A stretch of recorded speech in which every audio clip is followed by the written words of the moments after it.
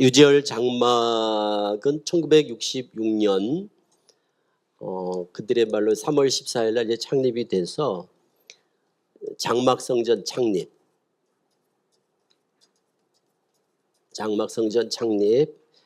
그리고 67년부터 그러니까 66년에는 유인구 씨가 교주로 시작을 합니다. 유인구 씨 아버지가.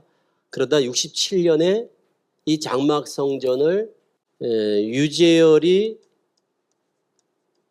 이제 이 장막성전을 실질적으로 이제 다스리게 됩니다. 그러니까 부자지간에 갈등이 있었죠. 그래서 아버지가 이제 물러나고 그리고 유재열이 이제 차지를 하게 되고 그래서 이때부터 시작해가지고 69년 11월 시한부 불발. 그런데 요 사이에 67년에 이때 이만희 교주가 들어갑니다. 이만희 교주가 요 67년에 들어가서 시한부 불발되고 탈퇴를 합니다. 이때 이만희 교주가 여기서 탈퇴를 하게 돼요. 69년 11월 시한부 불발되면서 그리고 71년에 이만희는 낙향을 하게 되고 낙향을 하고 시골 내려갔다가 78년 가을에 백만봉이라고 이게 이제 신천지에서는 이거를 사대교회라고 그래요. 사대 계시록 5번째 사대교회 실상이 백만봉이라고 그러는데 요때 이만희 교주가 백만봉 밑으로 들어가게 됩니다. 이거 이제 실제적으로 이렇게 가르쳤었어요. 나중에 바뀌었습니다. 신천지 교리가 실상 교리가 78년에 이때 들어갔다가 여기서 또 시한부가 불발되는 게 80년 3월 13일 날 또 시한부 불발돼서 요때 이제 신천지가 창교가 됩니다. 신천지가 이때 설립이 되는 게 3월 13일 날 불발되고 3월 14일 날 신천지가 설립이 되는 겁니다. 그러니까 시한부가 불발되면서 기점이 이제 달라지는 거예요. 그래서 시한부 불발되고 이만희 거기 나오게 되고 시한부 불발되고 나오게 되고 이렇게 되는 거죠. 그러니까 이만희 교주는 이때 시한부 불발되고 이만희 교주 탈퇴해서 이때 잠깐 들어갔던 데가 모경득이라고 하는 사람을 잠시 따라가요. 6개월 동안 따라갑니다. 6달 동안 잠시 따라갔다가 시골로 낙향을 하고 한 6년 지났다가 백만봉 밑에 들어갔다가 다시 또 탈퇴해서 신천지를 설립하는 이런 이제 일련의 과정을 통해서 이제 신천지가 설립이 됩니다. 이 백만봉 밑에 들어갔을 때 12사도 중에 하나였습니다. 이만희 교주는 12사도 중에. 그리고 이제 80년 3월 14일부터 나와가지고 여기저기 돌아다니면서 무리를 지어서 예배를 하다가 그러다가 80년 9월 달쯤 80년 9월에 편지를 보냅니다. 편지를 보내다가 명예훼손으로 10월 27일 날 구속이 됩니다. 그래서 이때 구속돼서 98일간 수감이 됩니다. 이때 집행유예 2년 6개월. 형이 떨어지고 그래서 신천지가 80년 3월 14일 날 신천지가 창립이 됐다가 구속되는 바람에 집행유예로 묶이면서 그 집행유예 기간이 끝나면서 84년 9월부터 활동을 시작하거든요.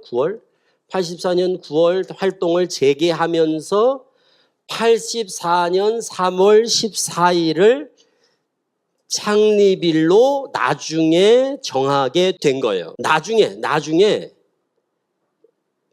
날짜를 계산을 한 거예요. 80년 9월 14일부터 3년 반 동안 3년 반이라는 게 이제 계시록에 나오다 보니까 이 3년 반 멸망의 기간을 맞춰서 84년 3월 14일 이렇게 되면 딱 1260일 42달 3년 반이 되거든요. 그러니까 84년 3월 14일로 창립일을 인위적으로 정한 거예요.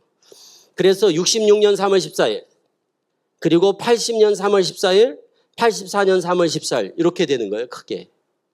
그래서 66년 3월 14일 장막성전 창립, 80년 3월 14일 날 오평호라고 있어요. 오평호가 당회장이 되거든요.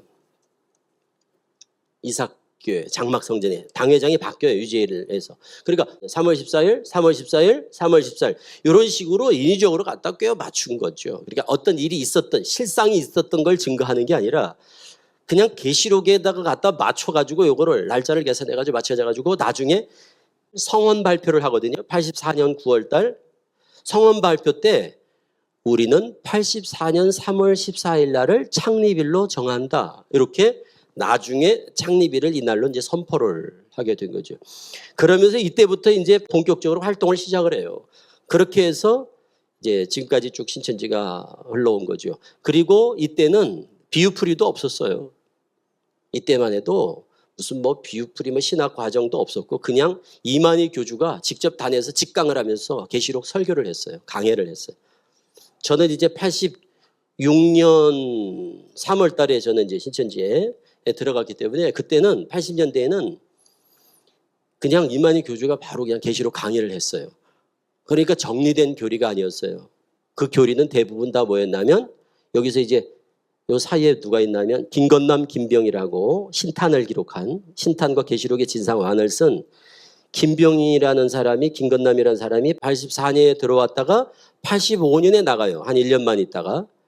그래서 85년에 나가고 제가 86년에 들어갔어요. 그러니까 제가 들어가니까 김건남이가 바로 나갔다고 그러더라고요. 그 김건남이가 썼던 신탄이라는 책이 있어요. 신탄. 이 신탄이라는 이 책과 계시록의 진상이라는 책이 있는데 이 두 권의 책이 실질적으로 신천지 교리의 뼈대를 놓게 됩니다. 그러니까 이때는 다 이 두 가지밖에 없었어요. 이 두 가지 내용 가지고 이만희 교주가 다 설교를 했다고요. 이때만 해도 80년대만 해도 이게 다였어요. 이만희 머릿속에서 나온 게 별로 없었어요. 그러니까 이 신탄 책에 있는 거 계시록의 진상 책에 있는 거 맨날 이것만 가지고 계시록을 그냥 바로 그냥 노골적으로. 그러니까 그때는 전도가 될 리가 없죠. 왜? 뭐 그냥 단에서 서서 계시록 가르치면 뭘 하겠습니까? 요한 같은 사명자, 뭐 사도 요한 같은 사명자를 만나야 됩니다. 뭐 계시록이 이제 열렸습니다. 노골적으로 이러는데 누가 그걸 듣고서 오겠어요? 그러니까 그때는 전도가 안 됐어요. 그러니까 이때 80년부터 10년 동안 신천지가 다 1000명이 안 됐어요. 다 전 교인들이 다 해도 1000명이 안 됐어요. 본부에 500명 정도였습니다. 10년 동안 모은 게 본부에 한 500명, 그러니까 전국적으로 한 1000명이 안 될 정도로 그때는 전도가 거의 안 됐고 초창기 멤버들은 대부분 다 장막성전에서 나온 사람들이었어요. 초창기 사람들이. 그러다가 이제 86년에 저희가 들어가면서 숫자가 이제 많이 늘은 거죠. 제가 들어가면서 저희 교회, 또 교회, 또 교회 한 3교회가 목회자들이 일반 교회 목사들이 이만희한테 성경을 배워가지고 86년대 3교회가 들어가 버렸어요. 그러니까 우리 교회만 해도 한 60명이었으니까 장로교 목사들 3명이서 그냥 성경을 사사를 받아가지고 3교회가 산옮기기 같이 오늘날 넘어간 거예요. 그러니까 한꺼번에 몇백 명이 들어가니까 사람들이 이제 늘어나는 아주 중요한 계기가 됐던 것이 그 전에는 사람들이 많지 않았습니다. 자, 보세요. 80년부터 89년까지 해서 한 1000명. 90년 6월 12일 날 90년 6월 12일이 이게 아주 중요한 날이에요. 이 날이 신천지 신학원이 개원한 날입니다.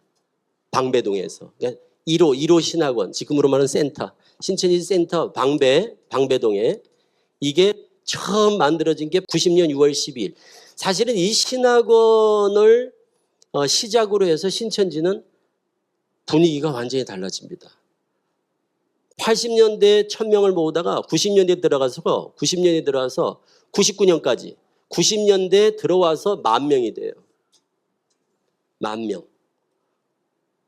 결국 신학원을 세운 게 신천지가 성장하는데 아주 원동력이 됐죠. 그러니까 신천지는 어떤 제품의 탁월성이라기보다는 마케팅 전략의 성공이다. 이렇게 저는 이제 보는 이유가 이때부터 시작해서 폭발적인 성장을 하게 됩니다. 1년에 한 20, 30개씩 신학원이 세워졌으니까. 그래 이때 이제 신학이라는 게 요때 정리가 된 거예요. 이제 신천지 초등, 뭐 중등, 이 고등 과정이라는 게 요때 이제 신학원이 세워지면서 처음 교리라는 게 이제 이렇게 틀을 갖추게 됐어요. 그 전만 해도 80년대는 교리라는 게 없어서 맨날 뭘 했냐면 이때는 80년대는 이만희 총회장이 설교를 하면 설교하는 게 이사야 1장, 예레미야 1장, 마태복음 13장, 마태복음 24장, 계시록 1장.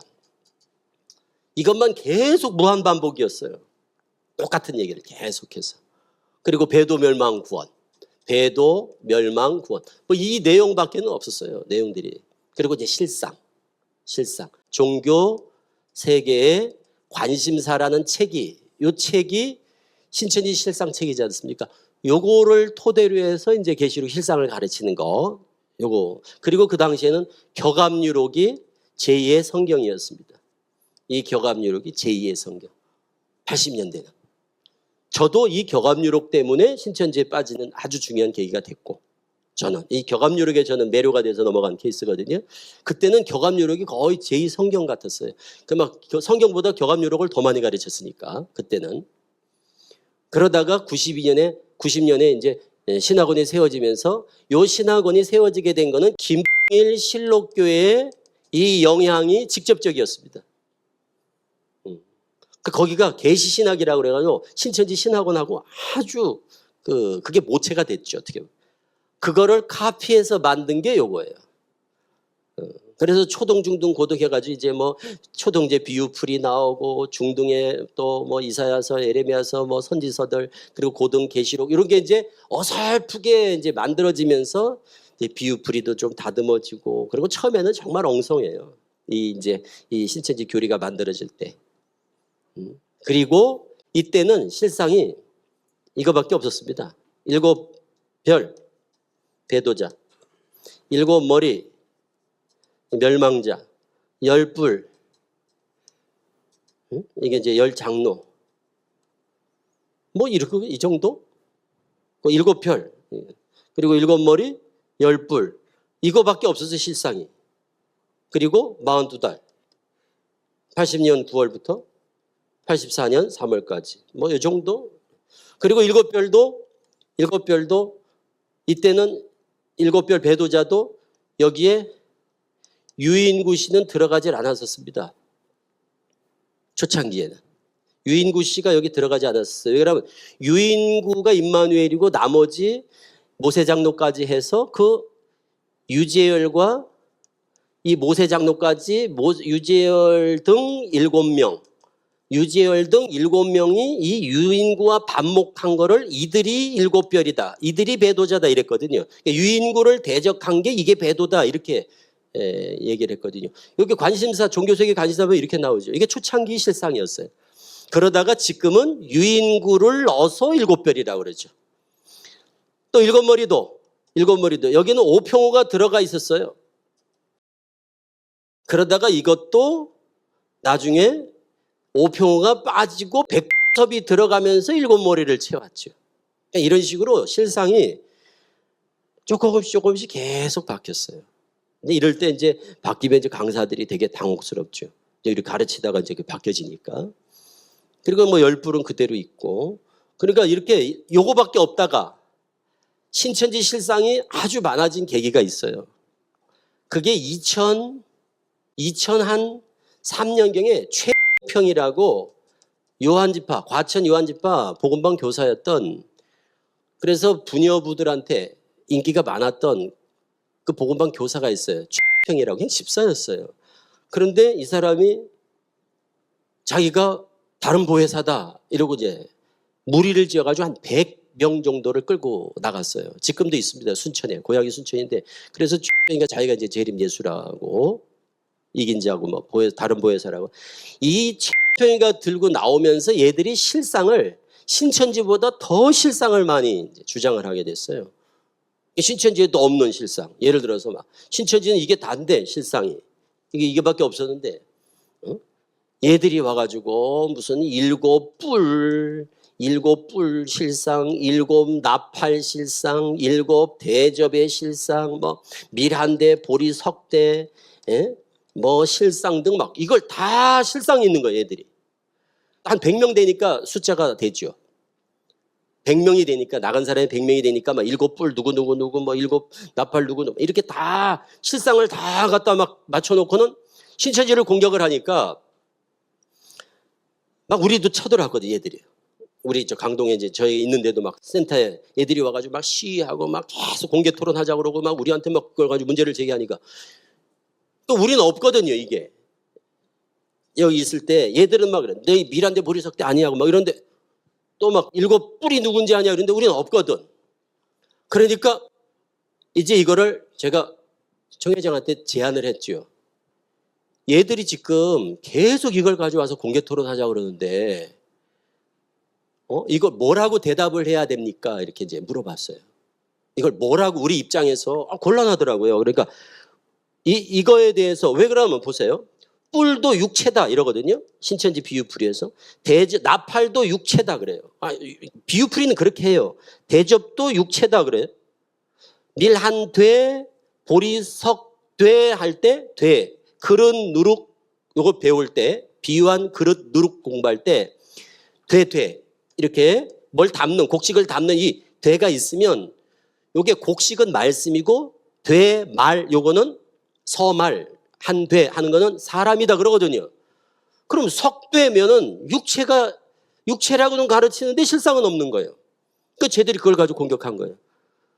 우리는 있다. 누구다. 너희들은 누구냐 이렇게 계속 공격을 하더라고요. 그래서 이걸 저들하고 대적을 하려면 우리도 뭐가 있어야 됩니다. 실상에 대해서 좀 더 구체적인 교육을 해 주십시오. 이렇게 요청을 했어요. 그래서 나온 게 계시록 통합교육이라고 해가지고 대대적으로 신천지가 실상 교육에 아주 그냥 전국적으로 그냥 엄청 교육을 시킨 때가 있었어요. 그때 되말 이게 실상이 다 생겼어요. 그때 이때. 그러니까 지금 생각하면 정말 웃기죠. 진짜 이게 있었으면 처음부터 가르쳤을 거 아니에요. 없다가 문제를 제기하고 막 얘들이 공격하니까 그때 여기다가 막 실상이 나. 그래서 지금은 7뿔도 있죠. 7나팔도 있죠. 7대접도 있죠. 다 있잖아요. 지금 신천지 실상이. 그러니까 이렇게 생겼다는 것 자체가 지금 돌아보면 뭐냐면 그냥 신천지 있다 나간 사람들 명단 놓고 초창기 그 당시에 이 실상의 때라고 하는 그때 있던 사람들을 갖다 그냥 여기다가 갖다 그냥 이렇게 실상이라고 갖다 꿰어 맞춘 거예요. 지금 생각하면 너무 기가 막히죠. 그래서 이때 나온 게 이제 미란대 보리석대가 이제 이만희 정회장이 그러죠. 우리도 있다. 실상이 있다. 그런데 이 미란대가 누구냐? 이만희. 그리고 보리석대가 그때 나온 게 지석, 윤한, 윤명 이렇게 해서 3명이 바로 미란대 보리석대다. 이런 얘기가 이제 처음 이제 나오게 된 거예요. 그리고 실상도 이제 바뀌게 되는 게 이때부터 조금씩 계속 실상이 바뀌었어요. 예를 들어서 계시록 13장에 바다에서 나오는 7머리 12가지 짐승이 있고 이 7 금초대가 있는 7별이 있는 이 장막에 이 바다에서 나온 짐승이 있고 여기 이제 땅에서 올라온 짐승이 있는데 이 바다에서 나온 짐승과 땅에서 나온 이 짐승이 처음에는 바다에서 나온 7머리 12가지 짐승이 이게 오평호였어요. 오평호. 그리고 땅에서 나오는 이 짐승이 최준이라고 17명 목사 한 수 받을 때 한 사람이거든요. 이 사람이. 그런데 이게 중간에 이게 바뀌어가지고 제가 아주 곤란했던 적이 있었는데 이게 이제 탁성환으로 바뀌고 그리고 이게 오평호로 바뀌었어요. 근데 지금 또 바뀌었습니다. 저 나오고 나서. 왜 그러면 이게 모순이 돼서 그런 거예요. 13장과 17장이 서로 모순이 되다 보니까 이걸 해결하려다 보니까 이제는 어떤 한 사람으로 놓고 설명하기가 어렵게 되다 보니까 지금은 뭐가 되냐면 청지기 교육원이라고 그러더라고요. 이 실상을 이 바다에서 나온 짐승이 7머리 12가지 짐승이 청지기 교육원이라고 그러고 그리고 요 오평호가 땅에서 나온 짐승으로 이제 바뀌면서 7머리와 요거를 구분을 짓죠. 그래서 7머리 중에 이제 나중에 이제 여기 백서비가 들어가고 여기 오평호는 7에서 이제 빠지는 이런 식으로 이게 뭐 실상 이게 뭐 복잡하니까. 그러니까 실상이 자체가 바뀐다는 것 자체가 사실은 이게 있을 수가 없는 거죠. 그런데 이제 이게 현장에서 이렇게 실상 바뀐 걸 얘기해도 신천지인들이 여기에 대해서 별로 그래 무감각해. 이렇게 바뀐 얘기를 해도 뭐 그럴 수도 있다 뭐 이렇게 얘기를 하고, 그리고 바뀐 것 자체를, 그러니까 옛날에 이걸 경험했다가 그래 바뀐 거를 아는 사람은 좀 그게 이제 좀 충격이 돼도, 근데 옛날 거를 못 들었던 사람들이니까 이렇게만 배운 사람들은 그게 그렇게 크게 그들한테 데미지가 없는 것 같아 지금 이렇게 들어보면. 그래서 옛날 이제 자료들 책자 이런 거 가지고 이제 꼼꼼하게 하나씩 보여주면서 이제 설명을 해야 이제 조금 거기에 대해서 이상하다 하는 생각을 갖게 되죠. 그래서 실상은 뭐 이것 외에도 지금 많이 실상이 바뀌었습니다. 원래 처음에는 7머리 12가지 짐승을 타고 있는 음녀도 원래 음녀의 실상이 백섭이었어요. 처음에. 이게 이제 합동 측 비주류 총회장이었거든요, 이 사람이. 그러다 보니까 총회장이니까 원장. 그래서 음녀같이 이렇게 했다가 지금은 이제 여기 탁성환으로 바뀌었죠. 탁성환으로 이제 음녀의 실상이 바뀌고, 배도자도 바뀌었죠. 결론을 정리를 하면 배도자도 바뀌었죠. 7별 가운데 유인구가 안 들어갔다가 이제는 유인구가 들어갔어요. 그러니까 배도자도 바뀌었죠. 7머리 오평호가 들어갔다가 이제는 오평호가 또 빠졌어요. 그러니까 이제 이것도 빠지니까 또 이제 멸망자도 바뀌고, 구원자만 빼놓고 배도자, 멸망자가 다 바뀐 셈이에요. 그럼 이제 이런 문제가 있는 거죠. 야, 이게 7별 7머리 이게 다 비밀이거든요. 신천지에서는 3가지 비밀이 있다 하는데 이 3가지 비밀은 이만희만 아는 비밀이다. 아무도 모르는 비밀이고, 그리고 이거는 될 게 아니라 이미 된 일이다. 될 게 아니라 이미 된 일이다. 그런데 될 걸 바꿔도, 될 일, 앞으로 될 거를 바꿔도 문제인데 된 일을 바꾼다는 게 갖는 의미가 뭘까? 될 걸 바꿔도 문제인데 된 일을 바꿔버린다? 이거는 이게 사실이라도 왜곡이고 조작이고, 그리고 사실이 아니라면 이것은 터무니없는 것 아니냐. 그러니까 애초에 없는 걸 만들다 보니까 쉽게 바꾸는 발상을 하는 게 아닌가. 진짜 어떤 사건이 있었다면 그걸 같이 어떻게 바꿔요? 하나님이 이루신 일을 그걸 어떻게 바꾸냐 이 말이에요. 그런데 쉽게 바꾸는 거 보면 애초에 없던 일일 가능성이 많고, 없던 일이다는 게 애초에 없던 거를 지가 만들어냈으니까 이게 아닌가 하고 쉽게 바꿀 수 있다는 거지. 그러니까 된 일이 이게 실상인데, 실상변개라는 것은 사실은 스스로가 그 실상이 조작 내지는 왜곡된 터무니없는 허위사실이라는 것을 자인하는 증거밖에는 되지 않는다. 그러니까 실상변개라는 건 어떤 식으로든지 이거는 정당화될 수가 없다. 그리고 자기가 된 일을 증거하는 게 증인 아니에요, 증인. 자기가 증인. 증인이 증언을 번복한다? 그건 신뢰의 문제가 있는 거죠. 증인이 증거 또는 증언을 번복한다? 이거는 우리로서는 이 증인의 증거 효력에 문제를 제기할 수밖에 없는 거죠. 냉정하게. 바뀐 거에 대해서 의식이 없는 거에 좀 의식을 깨워줄 필요가 있다고 생각을 해요. 별 감각이 없거든, 처음에는요. 막 그러고 막 당당하게 막 바뀐 거를 얘기한단 말이에요. 그런데 그게 얼마나 큰 문제인지를 조금 더 진지하게 좀 설득할 필요가 있지 않나 이런 생각을 합니다.